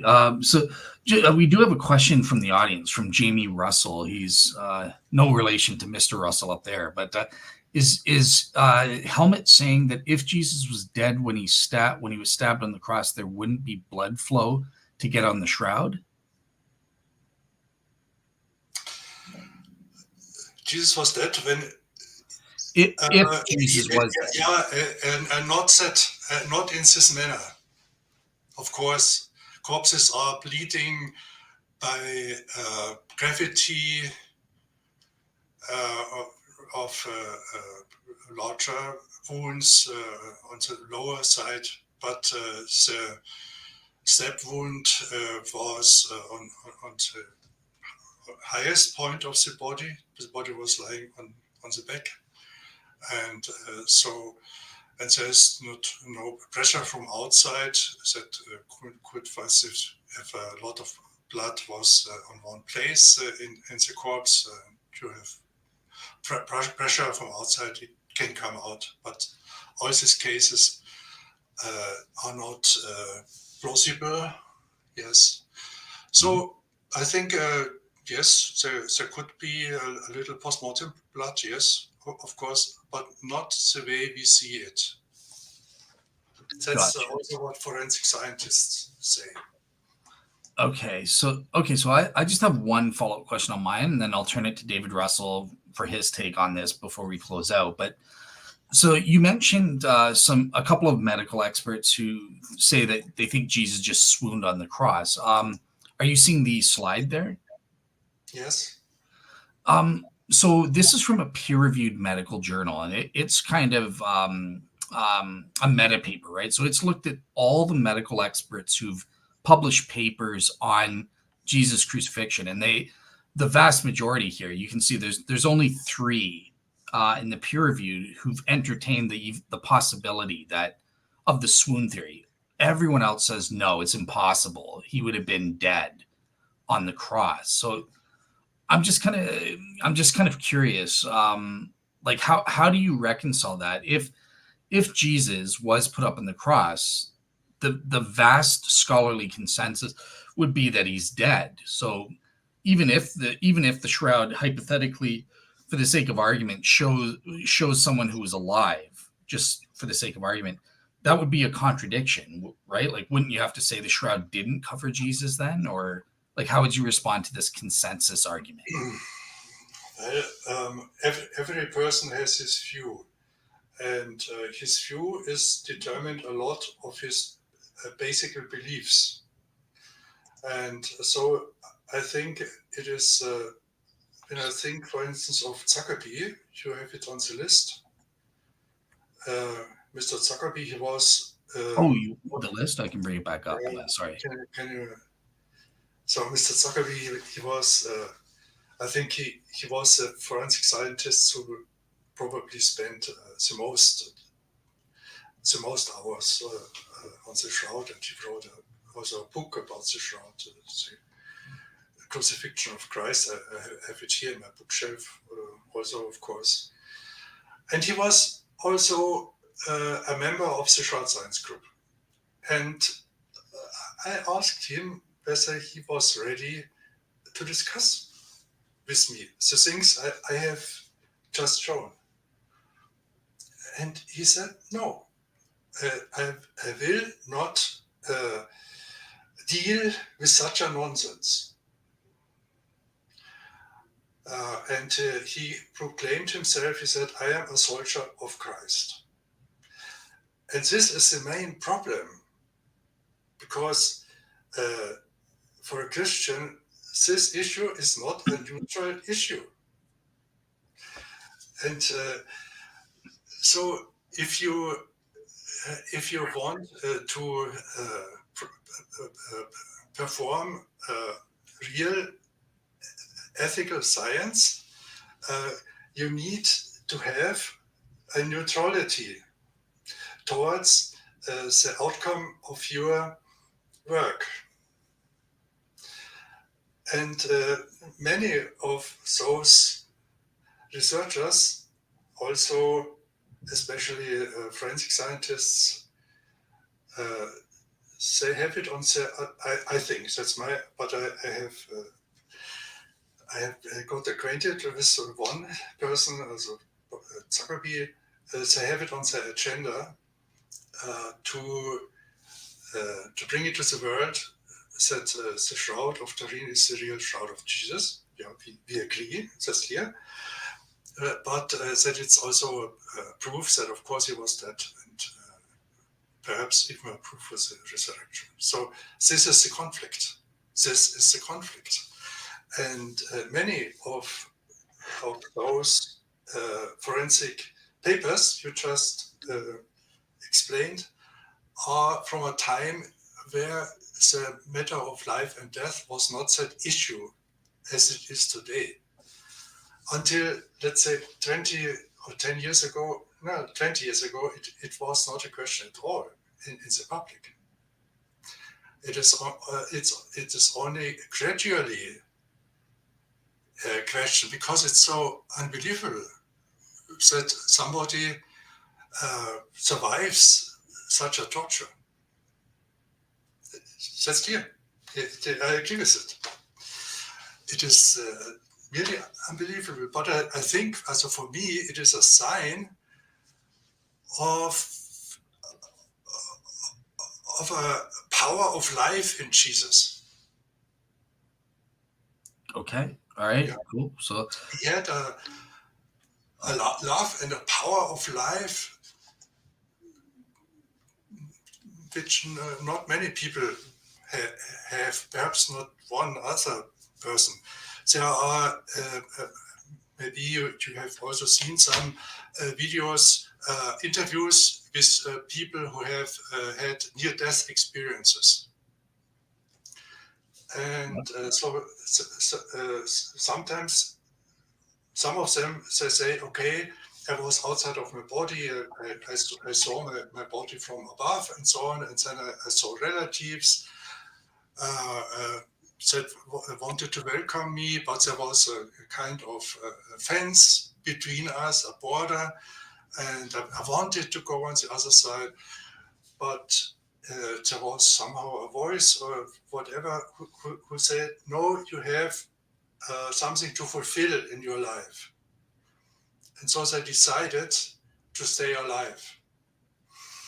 And I imagine, yeah, we cannot know this, but I imagine that something like this also happened with Jesus. He knew that he had a mission to fulfill, and it was not accomplished with the crucifixion, not at all.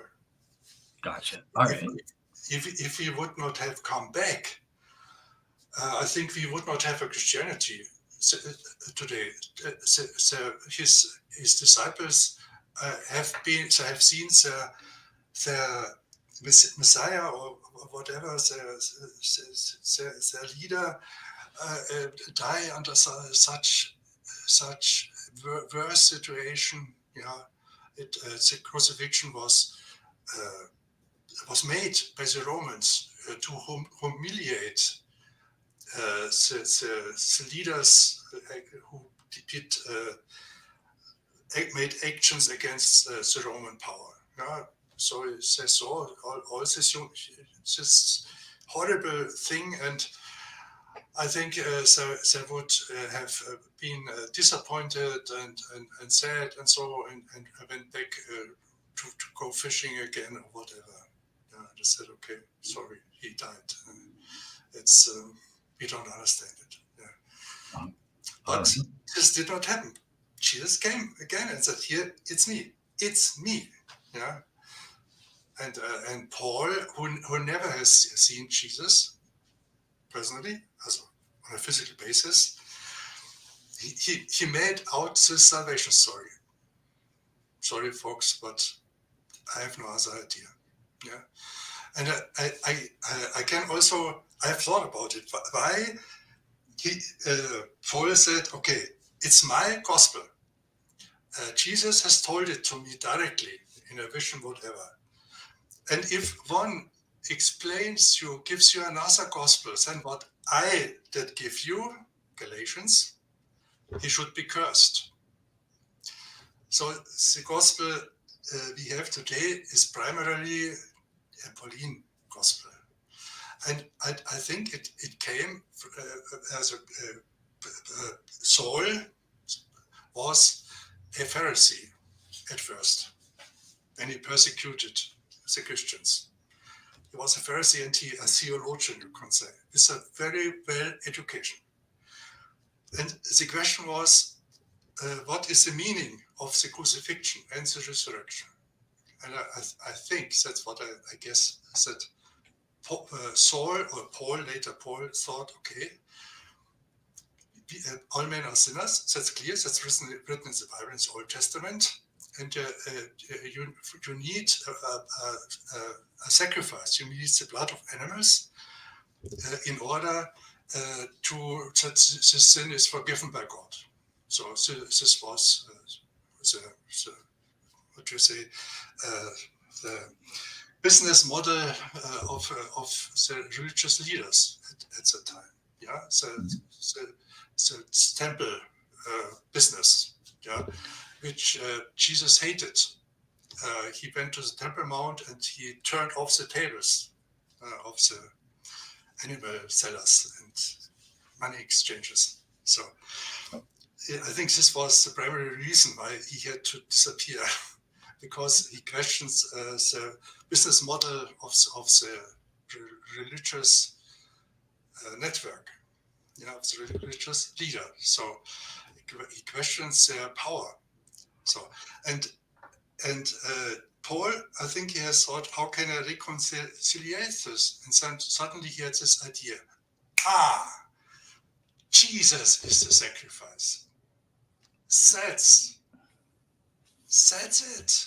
That must it be. So the Old Testament is still somehow valid, but now we need no sacrifices anymore, because of course we have one sufficient sacrifice for all time, and that is Jesus, the Son of God. So and that's the birth of this religion. All right, awesome. So so just for the audience, in terms of the Shroud question, I have done a previous show with Helmut, and I've posted up links to the paper that he's citing here to argue that the Shroud Man was alive, and I've posted counter papers from medical experts on the other side of that. So yeah, take a look at those. But David, I want to bring you in because even outside of the Shroud, Helmut mentioned a lot of things about Paul inventing certain aspects of the Christian faith. So, like, what do you have to respond to what Helmut was saying there? Well, I have a big problem with it when it comes to that historically. 1 Corinthians chapter 15 is probably even pre-Pauline, and so is the Carmen Christi, which describe what's of first importance, that Jesus was dead and buried and came back. Not only that, but his gospel, we know, was confirmed by Peter, and Paul was actually in the Council of Jerusalem there historically. So we got that as well. I just don't see any historical basis for Helmut's position here. It's based off of more conjecture than actual history, because the history says quite the opposite. And we know from people like Ignatius and Polycarp, we know the gospel from them as well, who were actual direct disciples, and they don't contradict Paul either, and either does our first century apostles that we know of. So with that, I don't know how relevant this was to the previous conversation of not knowing. I know there's an agnosticism here, but we're doing to argue that an event took place is the point. Something did cause the shroud images. The objective process is still relevant here, because the science you're employing produces consistent thoughts that get you to a true conclusion. And I wanted to, when it comes to this being a good example of the previous conversation, I think there's a major problem here, because not knowing something doesn't make it unknowable. Just because you may not understand God doesn't mean he can't be understood. To claim you can't know him or understand him, I think is unknowable, but or is an unknowable claim, right? But I don't think that can stand when it comes to the shroud, because at some point it was known whether the shroud was the shroud of Christ or whether it's a fake. So the person that either created the shroud knew it was a fake, or the disciples that wrapped him in that shroud knew it was the real deal. So we have issues when it comes to the previous conversation that it can't be known, because it has been known at some point. So I think that that flies in the face of that theory. But yeah, to the other historical claims and stuff like that, I think that we have a plethora of evidence, and embarrassment of riches when it comes to the New Testament as being accurate and reliable. And the fact that the Gospel's Pauline, I don't think so. Yes, we get some claims in Galatians, but that's after Paul is a disciple and has visited Peter and visited John and visited the 12 and so forth in Jerusalem, and has been confirmed. Even Peter says that what Paul preaches is scripture. So we have that as well. So if you're going to take in a traditionalist standpoint, I think you've got arsenal of evidence in your favor when it comes to that theory, Dale. So that's where I'll leave it. I'll let you direct the next part here. Yeah, no. Can I say a few words? Yeah, go ahead. Go ahead. I'll give you the last Okay, word. if we look at the history, and not just the Bible, but the church father writings and other historical sources, but even in the Bible, in 2 Corinthians, for instance, there was not so much harmony between Paul and the other apostles, because so they had this council in Jerusalem, and it was difficult. Yeah. So so they decided that Paul should preach the heathens and more in the west, and Peter and the others among the Jews and more in the east. So when we see at the writings of the church fathers, we see that these original disciples, which were later called also Ebionites, they were how do you say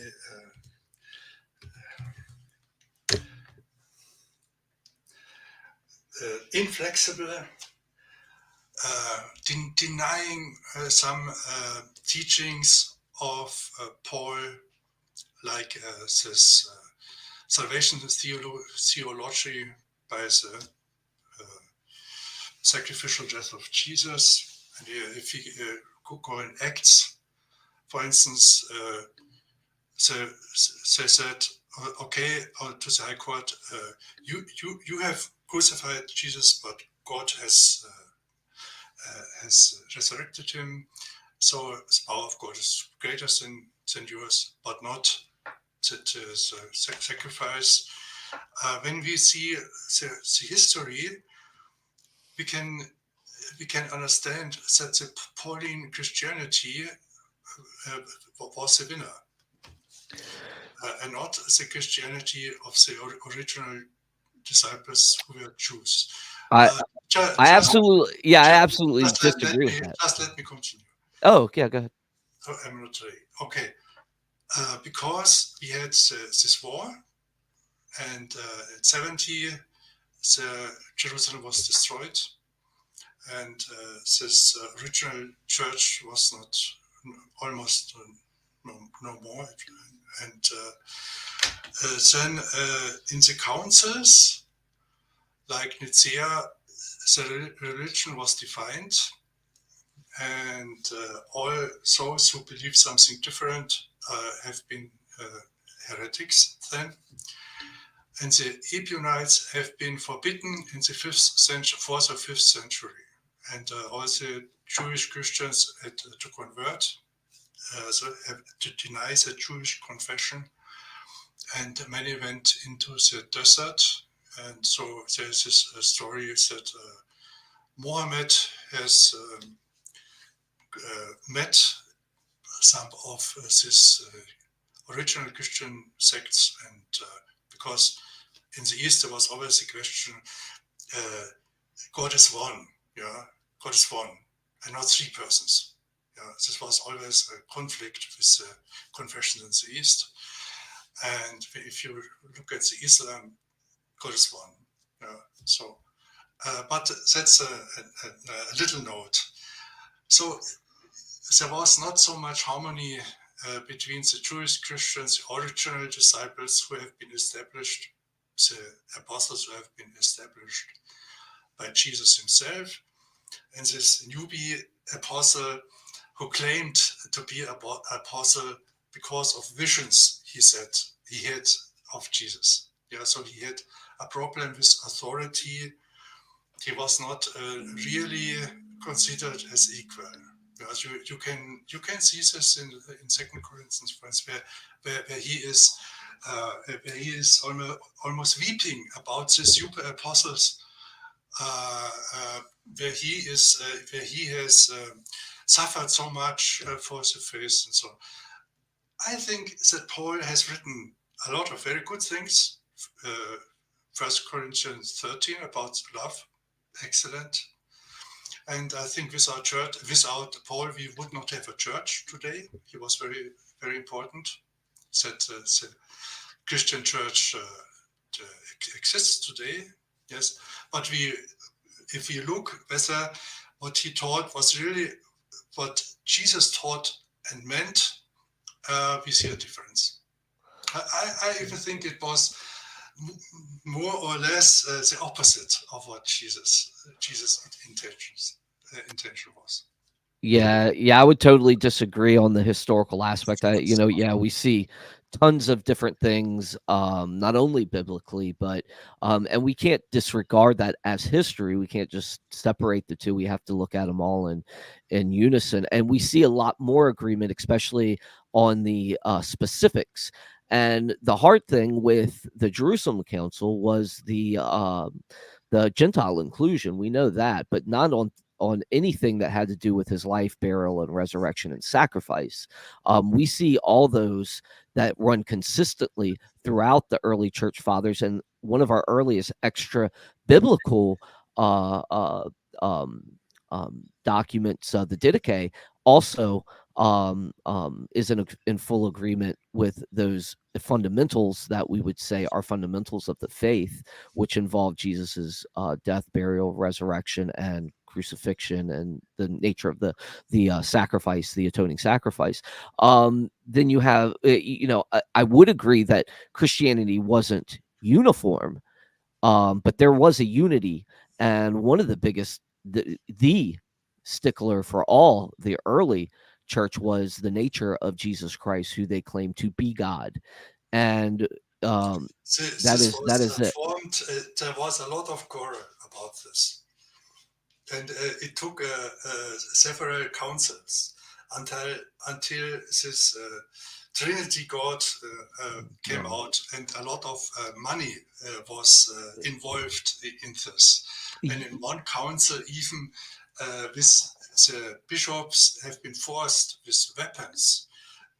This was a council which was annihilated later. So it was not so that the Holy Spirit took care of all these things. It was a very human thing. Well, I mean, you do see, but Helmut, you do see the early apologies, the literature coming out of the times, not just the councils where they decided things, but you see the literature, you see the early apologists defending the deity of Christ all throughout the 1st and 2nd century. The ones that really stand out, like Justin Martyr, and you have Ignatius, they all defended the deity of Christ. That was a major sticking point. And regardless if some of the heresies overtook some of these people, the consistency was, even in those councils, was that Jesus was God. So that was a big deal. Muslims came 600 and some years later. They had even notions of Christianity in the Quran, and stuff like that, ideas that were evolved to Christian ideas that you can see, that you can trace historically. And, this is my field. This is where I study is major church history.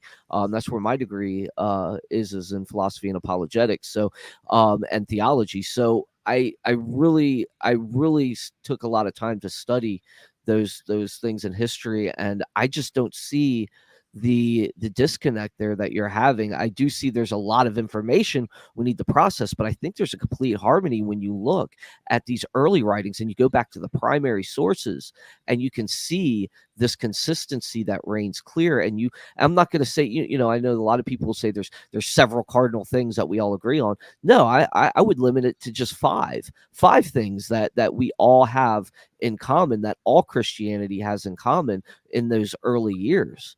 And that's where I think we'd probably disagree on the most. But I'll hand it back. I'll hand it back to Bill. We disagree. Yeah, that's fine. It doesn't matter. Fair enough. For me, it doesn't matter. For me, it doesn't matter. Fair enough. Well, yeah, I think we kind of covered all the main topics, starting with, what is the concept of God just in general, and coming all the way down to the differences we have on, what is Christianity, or what did Jesus teach, and how does that relate to Christianity? So, yeah, I just want to say thank you so much to both David and Helmut for coming on. I hope you guys, I know you wanted to, go after each other at times there, but I think you had a great conversation, a great back and forth. So. Yeah, it's been a pleasure, Helmut. It really has, and I enjoy these type of conversations, and thank you for participating, and, you've been gracious and very loving. Thank you. Yeah, thank you for the invitation. You know my critical spirit, you know it, and I think it was not perfect what I said, but I did the best I could. Yes. Yeah, I do want to say thank you, especially thank you to you, Helmut, because again, it's kind of not fair. You do have that language barrier, but still, I think you did really well despite that. But, thank you. And I love German beer. Yes, I love it too. It's waiting downstairs. I actually make wine, so I love wine as well, and I love your the German wine too. Yes. Especially Riesling. I do have a affinity for some Riesling. So I'm just gonna say, Daniel, you may have just shown up, but you are perfect timing to be mentioned in the stream. So there you go. You got something. So, but yeah, thank you guys so much. And I guess for the next show on Real Seekers, I don't know what it's going to be. David, I'm going to be on your show tonight at 7 o'clock. I'm assuming. What is going on for that? What do you have planned for? I don't have anything planned. This is Cosmic Corner. This is Oh, Josh's. I might show up for a little bit, but I probably won't be staying long on his show. Just depends on what he needs and stuff like that. A lot of times he has a bunch of guests on and has a whole thing planned out. So I don't want to step on his shoes. okay, so never mind. So I guess I won't be on. Josh hasn't invited me, so I won't be on Cosmic Corner. But so in that case, the next show that I'm going to have for Real Seekers is actually going to be next Friday, and it will be Shroud related. I'm bringing together my friend, and I think Helmut knew Barry Schwartz as well. Unfortunately, he passed away a few weeks ago on June 21st. So I've brought a bunch of Shroud experts together to kind of just celebrate Barry's life and what they meant. It's something like 15 Shroud scholars and stuff like that. Helmut, while you're here, it's totally up to you. I'm not putting you on the spot, but just while I have you here, is there anything you would like to say about Barry just to honor his memory, or do you prefer to keep that private? Yes, I have met Barry personally in Rome. It was a dinner for us two in Rome. And I remember it was about 10 years ago. And I remember it was such a nice evening. And he was such a heartful person. And he even accepted me with my view. He never said to me what he thinks about this issue. No? But he was such a good guy, and he always wanted to be helpful, and without his personal agenda. So every person has a say, and this Shroud.com is a perfect place for all kinds of papers and information. And I worked with him a little bit because I helped him financially to go to Arizona and to make photos from the remaining samples. And I had the hope that because I knew that the small Arizona sample is still existing, it wasn't used. So I thought, okay, there's something special, something peculiar with this sample, because there are photos that should be, said it is this second sample. But if this is true, it doesn't match to anything. So it would be a proof that something bad happened here. But he went there in order to make the photo, and he was said, unfortunately, we have no access at present. Yeah. He said, okay, just can you make a photo of it and send it to me? He never got it. So it was unfortunate. But he made photos of the other samples, and for me, it was interesting to see it. So he was always helpful. Absolutely. And it was not for him to get rich of this work, and I think he didn't get it. It was on his heart to make this work as a Jew. Yeah, so he had a certain neutrality also in this. It is a pity that he has gone, but that's our human life. Yeah, it has an end. Yeah. Maybe we see him again. Yeah, Maybe. Yeah. Anything. Absolutely. I think we will have a lot to talk. Excellent. Well, very well said. Thank you so much for that, Helmut. And with that said, God bless everyone, and take care. Yeah, thank you. Goodbye. All right. Press the red button there.